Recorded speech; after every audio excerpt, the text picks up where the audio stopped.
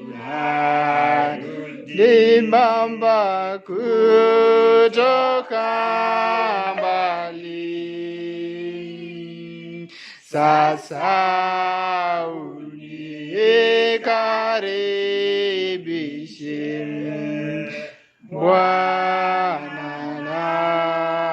narudi. Tuombe. Baba uliye mbinguni, tunyenyekea mikononi mwako, tukija tukiwa na hakuna kitu tuko nacho mbele yako, kwa sababu hakuna kitu unachukua kwa mwanadamu. Kile unakubali tu ni damu uliyomwaga pale msalabani. Amen. Tunakuuliza utunenea asubuhi ya leo. Neno lako ni chakula cha watoto wako. Amina. Kuja miongoni mwetu, uwe nasi, utuvunje, utuunde, utujaze. Tutoke hapa tukiwa na nguvu ya kuishi, nguvu ya kukusifu, nguvu ya kufanya kazi yako. Tumeweka yote mikononi yako tukiamini katika jina la Bwana wetu Yesu Kristo. Amen. Nataka tusome Biblia zetu katika kitabu cha Luka 15 mstari wa 25 hadi 32. Wakati huo kaka yake alikuwa bado shambani. Alipokuwa akirudi na kukaribia nyumbani, akasikia vivijo na goma. Akamwita mmoja wa watumishi akamuuliza, "Kwa nini?" Huyo mtumishi akamwambia, "Ndugu yako amerudi nyumbani na baba yako amemkijia damu mnono, kwa kuwa amempata akiwa salimini." Huyo kijana mkubwa akawaka hasira, hata akakataa kuingia nyumbani. Baba yake akatoka nje na kumsihi aingie, lakini yeye akamjibu, "Kumbuka, miaka yote nimekutumikia, sijavunja amri yako hata mara moja. Umenipa nini? Hujanipa hata mwanambuzi mmoja nikafanye sherehe pamoja na rafiki zetu. Lakini mtoto wako huyu aliyekula mali yako pamoja na makahaba, mara tu alipokuja umemtijia yule damu mnono." Baba yake akamjibu, "Mwanangu, wewe uko pamoja nami siku zote, na kila nilicho nacho ni chako. Ilitubidi kufanya sherehe na kufurahi, kwa sababu huyu ndugu yako alikuwa amekufa, kumbe yu mzima. Alikuwa amepotea, lakini sasa amepatikana."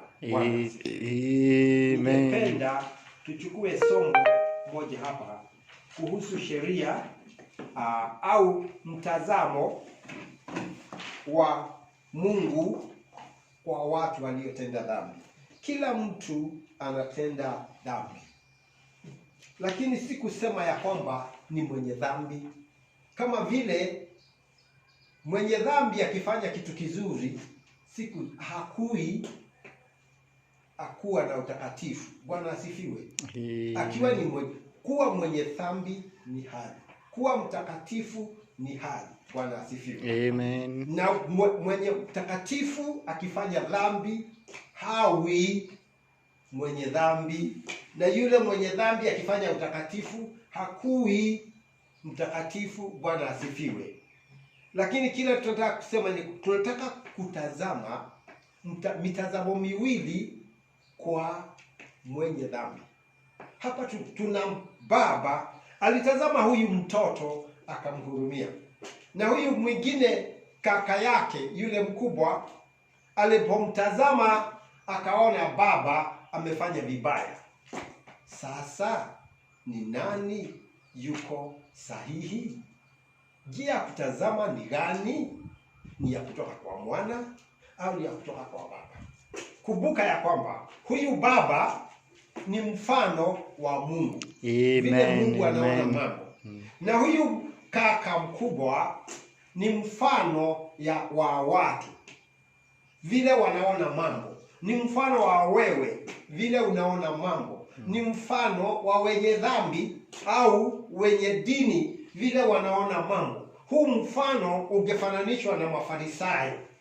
Mafarisayo ndio walikuwa kaka yule mkubwa. Na sasa yule kaka mdogo alikuja nyumbani, ni wale watu wamehubiriwa na Yesu wanakuja kwake.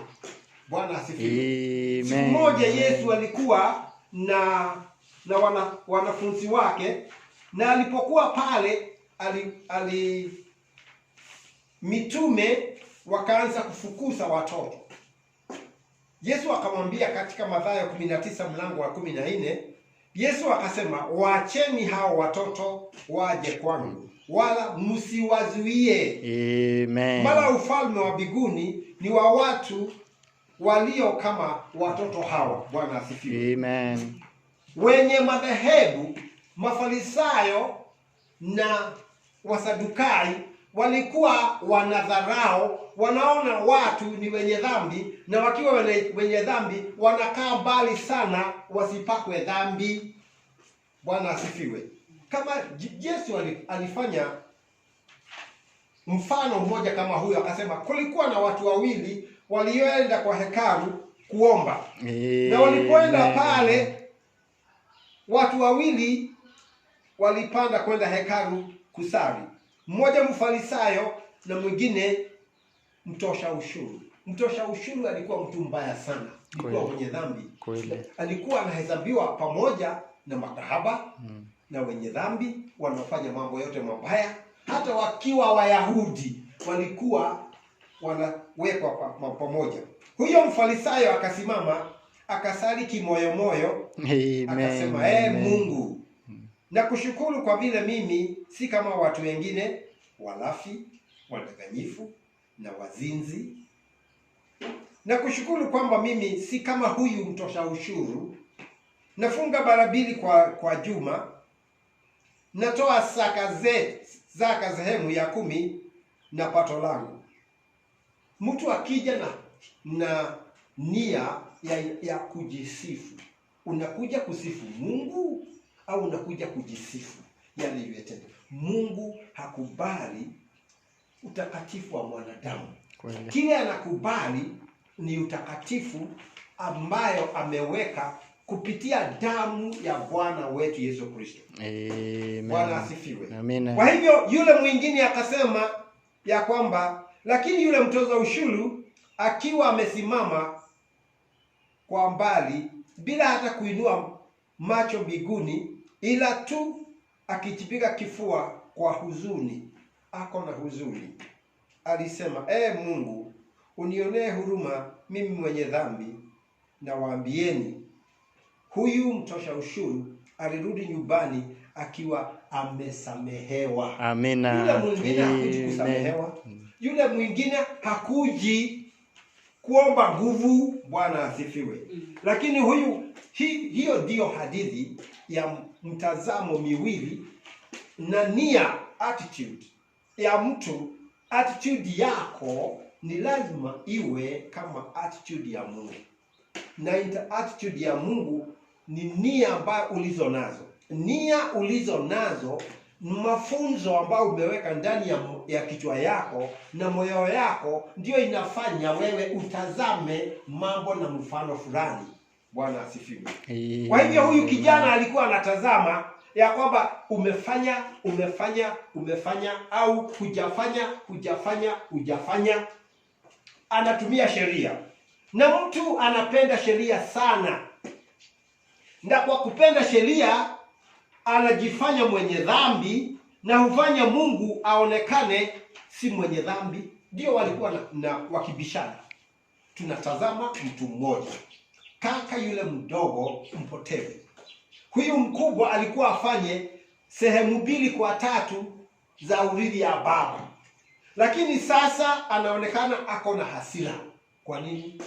Yeye hajakosewa, alikosea baba, na baba hamuonei hasira, hakui na hasira. Kwa nini huyu anakuwa na hasira na mwenye kutendewa mambaya hana hasira? Hasira, ukianza kitu na hasira inaonekana kuna kitu kibaya. Bwana asifiwe. Hii ni kweli. Amen. Kuna kitu kibaya. Amen. Na nabii anasema Christianity is wrapped up in one big love affair. Ukristiano umefungwa na upendo mkubwa. Do you believe that? Without love, love is the most perfect thing there is in the Bible. Upendo ndiye kitu ambacho ni kikamilifu katika Biblia. Na ile sheria ilikuwa ni fursa au ni kivuli ya mambo yatakayokuja. Na yale yalikuwa yakuje ni neema. Amen. Lakini ukitazama mambo kwa upendo na yule mwingine atazame kwa sheria, mtabishana kila siku. Bwana asifiwe. Wafarisayo walikuwa kibishana na Yesu kuhusu Sabato. Unaweza kuvunja Sabato aje? Na Yesu akamwambia katika Mathayo 19, wakati Mathayo alipoenda kumuita, kuna mahali Yesu alienda akawa ako na wenye 12. Alisema ya kwamba katika 12 alikuwa anaenda kuita Mathayo. Na Mathayo alikuwa mtosha ushuru. Nao watosha ushuru wengine wakakutana na yeye. Sasa wakamuuliza, kwa nini Yesu anaenda kula? Yeye ni nabii, kwa nini anaenda kula na wenye dhambi? Yesu akamwambia, nilikuja kwa ajili ya wenye dhambi. Na huyu mwenye dhambi si kusema ni mtu yuko mbali. Hapana. Ni mtu ambaye pengine ni ndugu yako, pengine yako kanisani. Unamuonaje? Unamtazamaje? Unamkubaliaje? Unakuwa na hasira kwa sababu amefanya kitu kibaya? Unafikiria anakuja kanisani kuharibu kanisa? Hapana. Bwana asifiwe. Amen. Biblia vile inasema inapenda wenye dhambi, lakini Mungu anapenda wenye dhambi, lakini hapendi dhambi zao. Kwa hivyo upendo ndio kitu ambao kinaweza kutenganisha mtu na dhambi. Bwana asifiwe. Amina. Sheria haiwezi kamwe kutenganisha mtu na dhambi. Bwana asifiwe. Kwa hivyo upendo, nabii anasema hivi, God is love, and they that love are of God, said John. Yohana alisema, kuna vitu vitatu na mashahidi watatu. Yes, Yohana akasema Mungu ni upendo, na wale wapendao ni wa Mungu, na ukiwa sasa unafanya kazi pamoja na Mungu utapenda watu. Hiyo ni maandiko moja.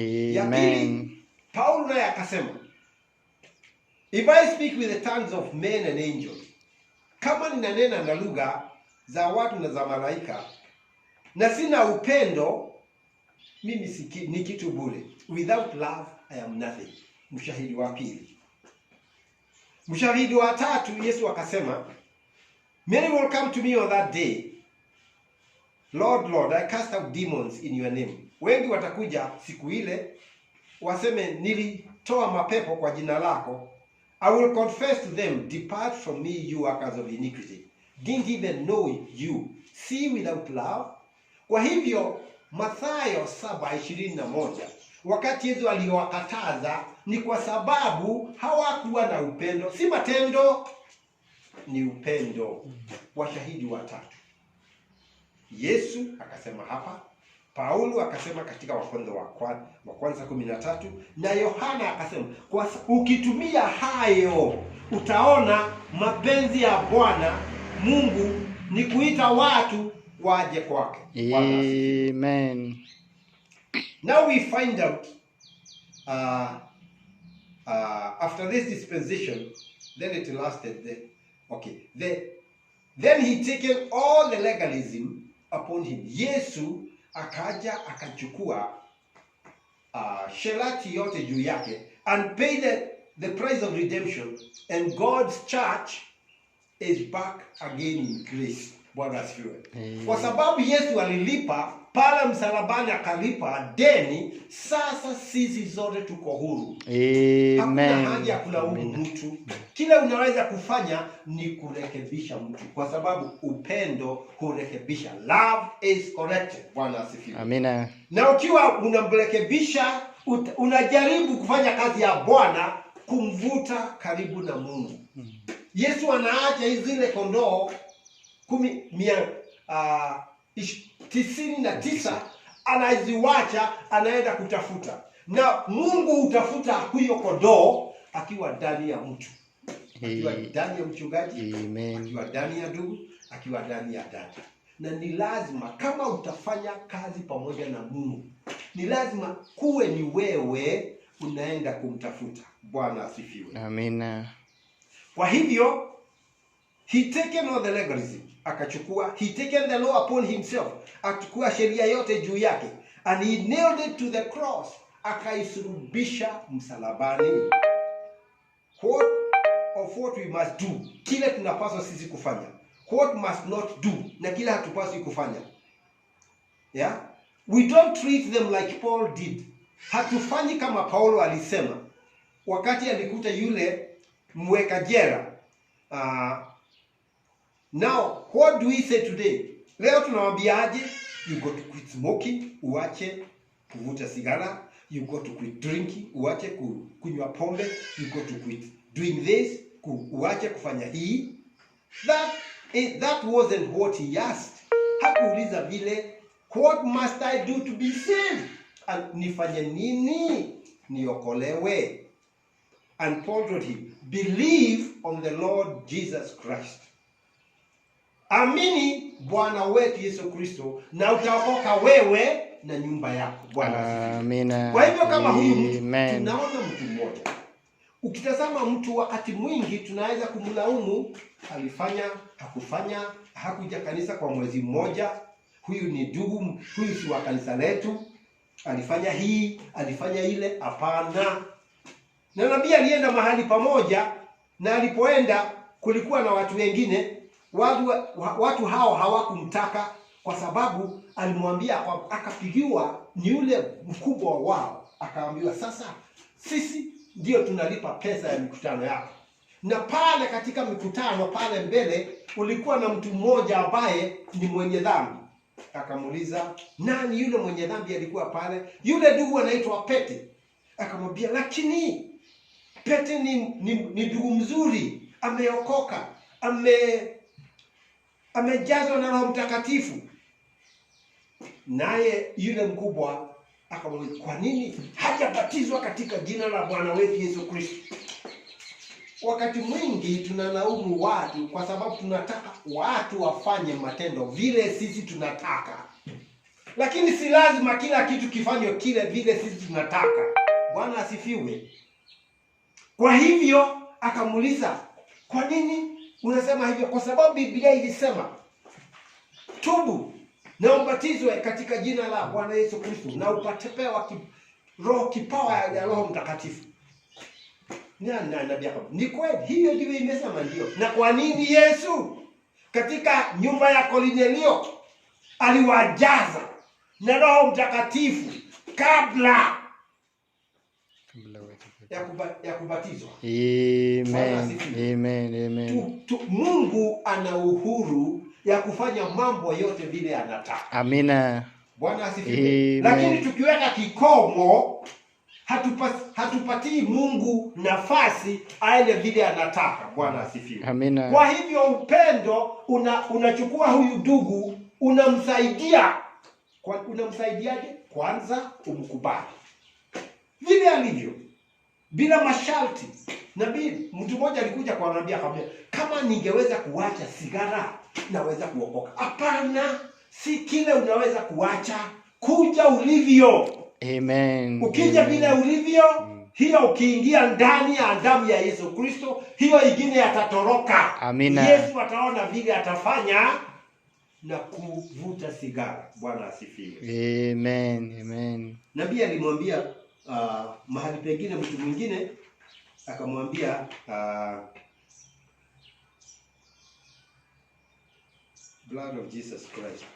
Okay, alikuwa mahali pengine kuonyesha nia. Mungu alionyesha nia yake. He showed his attitude toward the sinner when the woman who was in adultery, kwa mama aliyekuwa kahaba. He forgave her, alimsamehe. When the sick was lying in need, he healed them. Wale walikuwa wagonjwa, akawaponya. God expressing himself toward the people through Christ his son. Yesu akijionyesha nia yake katika mwanawe Yesu Kristo. Bwana asifiwe. Amen. Kwa sababu sheria yake haiwezi kubadilika kamwe. Akasema kwamba the blood of Jesus Christ, the blood has got a voice. Damu inanena. And the voice of the blood is the word. Na sauti ya damu ni neno. Hallelujah. Amen. Kuna damu mara mbili. Kuna damu ya Abeli. Kuna damu ya Yesu Kristo. Na damu ukitazama kupitia sheria unastaki mtu kama shetani. Kwa sababu nguvu ya dhambi ni sheria. Bwana asifiwe. Na shetani anatumia sheria agizo zile 10 ili alaumu adugu, awe na hasira. Na anakuwa na hasira akiwa ndani ya dada, ndani ya ndugu. Ndugu, dada, wacha hasira. Amen. Ya kwamba mtu amefanya hivi, mpatie uhuru. Bwana asifiwe. Amina. Mpatie uhuru afanye kile anataka, lakini umsaidie. Bwana asifiwe. Na pia anasema hapa, ukienda kwa mtu, if you see a fellow building house, ukiona mtu anajenga nyumba and he has got a hammer, he is putting nails in the house, na anapigilia misumari ndani ya nyumba, and you got a machine that can put half a keg of nails in it, inaweza kuweka misumari kwa haraka. Anaweka moja, wewe unaweka 5 ukiwa na mashine. Just nail it like twice as quick, mara mbili zaidi, na kazi better job, na kazi mzuri zaidi. If you walk to him and tell him, ukienda kwake umwambie, oh, what are you doing? You are old fashioned. You don't do that. Huwezi wewe mtu wa kale, hufanye kazi namna hivyo. That is the wrong way. Bwana asifiwe. Hiyo ndiyo njia baya. I got a machine. Kumwambia sasa hapa mimi niko na mashine ya kufanya gazi. You have ruined yourself. Unataka kumuuzia na umepoteza. Anasema hivi, you businessmen know that. Nyinyi wenye biashara mnajua mambo haya. The thing you do is go up and brag on him, how well he can build. Vile unaenda ni kwake umwambie, wewe mjenzi mzuri sana, unapigilia mzuri sana, na unafanya kazi mzuri sana. Then just introduce the product. Akifanya hivyo, kuja na kitu ya mashini yako ile ngombe, lakini ukitumia hii itafanya kazi better zaidi. If any good, it sell itself. The salesman know that. Bwana asifiwe. Amen. Ukija umsifu kwanza, si kumlaumu. Ukimsifu ni kusema umemkubali vile alivyo. Umekubali baba vile alivyo. Umekubali yule mwana mpotevu vile alivyo. Hukweji pale nyumbani unaanza kulaumu kaka yako mdogo, unalaumu baba, unalaumu mama. Sasa umefanya nini? Si mungeniambia kabla hamjaanza. Yeye anajifanya kuwa juu ya kila mtu pale nyumbani. Na ni lazima aulizwe kila kitu. Akikosa kuulizwa ni kibaya. Na pia anasema, and you know there is nothing better than the Holy Ghost. Hakuna kitu kizuri zaidi kupita Roho Mtakatifu. But you see, we try to knock the other fellow down. Lakini baadaye akusaidia, tunataka kuangusha yule mwingine. Let's try to pick him up a little bit. Tujaribu kumfuruta juu. Put an arm around him. Mwekee mkono. Let it know that the blanket is stretchable. Ajue ya kwamba ile blanketi ya kujivaa ya damu ya Yesu Kristo, hata yeye inamzunguka. Bwana asifiwe. Amen. All the way across the bed, ya kitanda yote. Amen. unachukua mtu vile alivyo. Bwana asifiwe. Amina. Kwa hiyo huyu kijana yule superintendent vile alisema, sasa kwa sababu ya vile ulifanya nitaweka mfilingo nikuweke nje. Akamwambia hapana, wewe huwezi kuweka mfilingo. Ukiweka mfilingo nitapiga ingine kubwa nikurudishe ndani, kwa sababu pale unakaa katika dhehebu yako kuna watu wengi wanaonipenda na huwezi kamwe kuwatoa kwangu, hata wewe nitakuweka ndani. Bwana asifiwe. Amen. Kwa kila mtu, kwa ndugu, kama amekosea, kama ametoka dhehebu nyingine, sijali ni nani. Bwana asifiwe. Amina. Wakati mwingine waaminio wa ujumbe hupiga na hupinga kila mtu. Si vizuri, si njia mzuri ya kuuza ujumbe. Mkubali vile alivyo. Bwana asifiwe. Amina. Na uchukue hii fursa, kama yule baba anakuja anamchukua mwanawe, anamkubali, anamchinjia, anapumzika. Akipumzika unaweza kumwambia habari. Hata Wakikuyu husema ya kwamba mtu akija akiwa na njaa humuulizi kwenu kukoaje. Hapana, kwanza anakula, anatoka. Bwana asifiwe. Akikula, akitulia, muulize. Usiende kuhubiria watu kwa matusi. Unawalaumu vile wamevaa nguo, vile wamefanya hii. Hapana, waambie mambo mazuri. Mwishowe unamuonyesha kitu hii iko na mashini mzuri sana, inaweza kufanya kazi mara mbili kwa vile unafanya. Amen. Kwa hivyo nabii anasema mahali pengine hapa ya kwamba kuna damu. Ukiongea mambo mazuri, ikiwa na damu inaongea mazuri zaidi. Bwana asifiwe. Na ile mazuri inaongea damu ya Yesu Kristo. The blood speaks. Damu inaongea. In the Old Testament the blood spoke of guilt.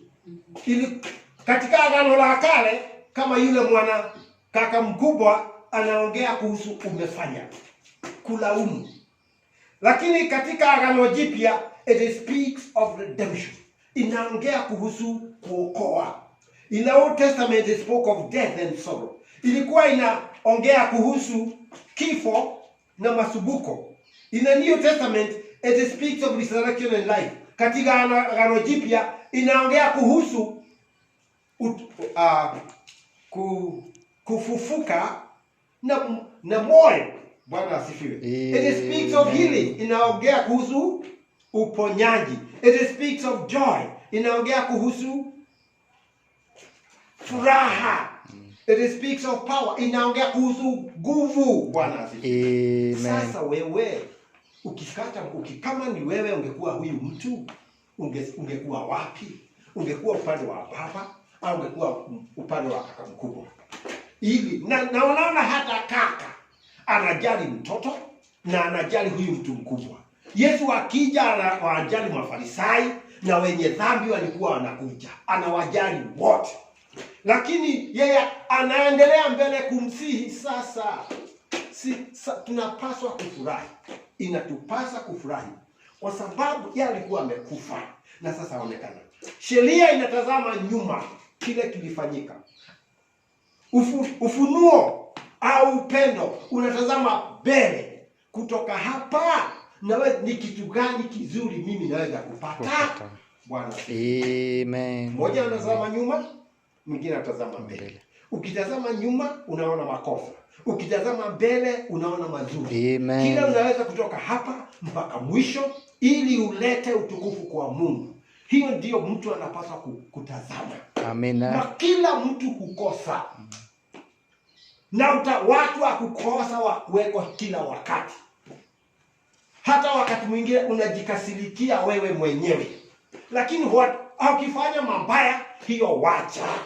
Jaribu hiyo iwe ni fursa ya kile utafanya kesho kiwa kizuri. Mtu akikukosea leo, hiyo fursa kwako na kwa yeye. Ni fursa kwako kwa sababu unaweza kuwa na uvumilivu na ndugu. Unaweza wewe kuwa na kujihurumia. kile kiko mzuri sana. Unaweza kusamehe, unaweza kuwa na huruma, kwa sababu hiyo ndio nia ya Mungu. Kwa sababu Biblia inasema Mungu hapendi kila mtu yeyote apotee. Na kama hupandi kila mtu apotee, ni kujaribu kuona kile unaweza kumsaidia. Kama huyu angekuwa na hasira, angemsaidiaje kama nia angekuja? Na ndio nasema kama yule kaka mdogo angejua ya kwamba yule anaenda kukuta pale nyumbani ni kaka yake mkubwa, hangeenda. Afadhali akufa mahali alikuwa. Bwana asifiwe. Kwa sababu aliona nia. Yeye sasa anaanza kumlaumu. Alienda ukampatia pesa akatupa. Alienda akafanya hii akatupa. Na sasa amekuja tena ili atupe zaidi. Kama hajajifunza. Lakini kuna kitu kizuri sana. Mungu alipeleka huyo kijana mahali jangwani amfunze, ili akirudi nyumbani hata sahau kamwe upendo wa baba na nguvu ya baba. Bwana asifiwe. Amen. Kwa hivyo ni funza mzuri ya kujifunza ya kwamba ukipata watu wanaotenda dhambi, watu walio nje, tumetumwa na Mungu tuite walio katikati ya madhehebu, na ukianza kuwarushia mawe, umekosea, umeshindwa, umepoteza, na hufanyi kazi pamoja na Mungu. Bwana asifiwe. Unaongeleza pazuri. Kama unataka kuvua samaki, unaweka kitu kidogo, mkate pale mwisho. Bwana asifiwe. Ili waone, si jiwe, hapana. Kwa hivyo ni vizuri kujua kusudi ya Mungu ni gani. Ni kuokoa, ni kufanya kazi na sisi, ni kufanya kazi na Mungu.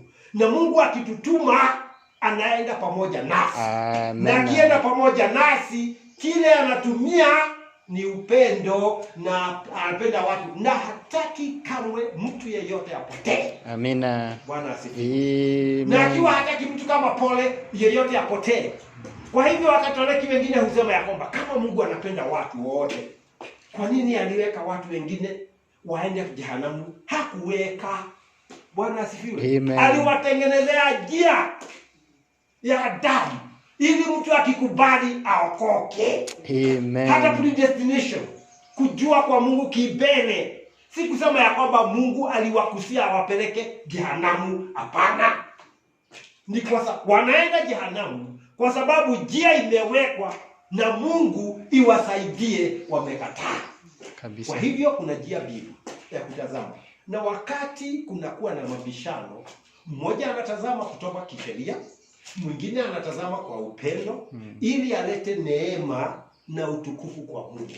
Hii ingine ni ya kuleta sifa kwa mwenyewe kama Mfarisayo. Tunapaswa kujitazama, kutazama watu wengine vile tutawasaidia, kwa sababu hiyo ndio nia ya Mungu. That is the attitude of God to sinners. Ni nia ya Mungu kwa wenye dhambi. Na tukifanya hivyo, tutavuna baraka kwa sisi na watu tunawasaidia. Amen. Tuombe. Baba uliye mbinguni, tunasema asante kwa funza hii, kujifundisha kutoka kwa neno lako. Neno lako ina dhahabu, ina fedha, ina vitu vya thamani sana.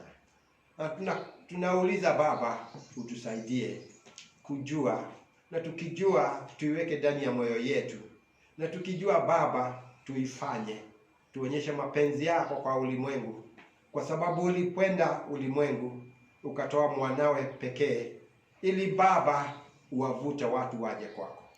Tunasema asante kwa ibada, sifa na utukufu kwa jina lako takatifu, na tumeomba hiyo tukiamini katika jina la Bwana wetu Yesu Kristo. Amen. Naimba kwa hiyo ingine moja.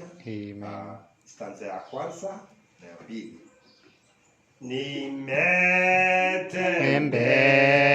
Nimetembelea mbali, sasa narudi, nilipotea dhambi.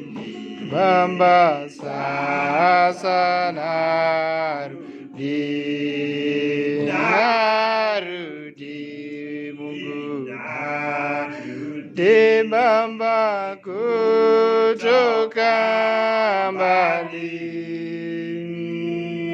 Sasa